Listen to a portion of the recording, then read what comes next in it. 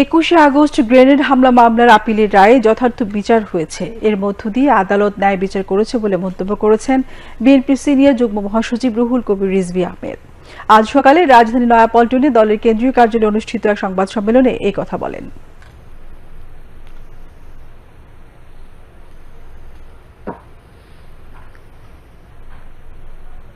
এই বিচার হয়নি আওয়ামী লীগের আমলে, কারণ তার পরপ্রমাণ হচ্ছে আওয়ামী লীগ এক তাহার আকান্তকে নিয়ে যেদিন তাকে তদন্তকারী অফিসার বানালো সেদিনই বোঝা গেছে যে সরকারের অশুভ একটি মনোভাব রয়েছে।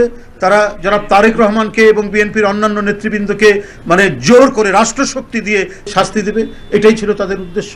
আমি বলবো যে ন্যায় বিচার হয়েছে এবং আমরা দীর্ঘদিন রাজনৈতিক সংগ্রাম এবং ন্যায় বিচারের জন্য যে সংগ্রাম করেছি তার কিছুটা হলেও আজকে প্রতিফলন হয়েছে। সংবাদ সম্মেলনে অন্যান্যের মধ্যে যুগ্ম মহাসচিব খায়রুল কবির খোকন, যুগ্ম মহাসচিব হাবিবুন নবী খান সোহেল সহ কেন্দ্রীয় নেতৃবৃন্দ উপস্থিত ছিলেন।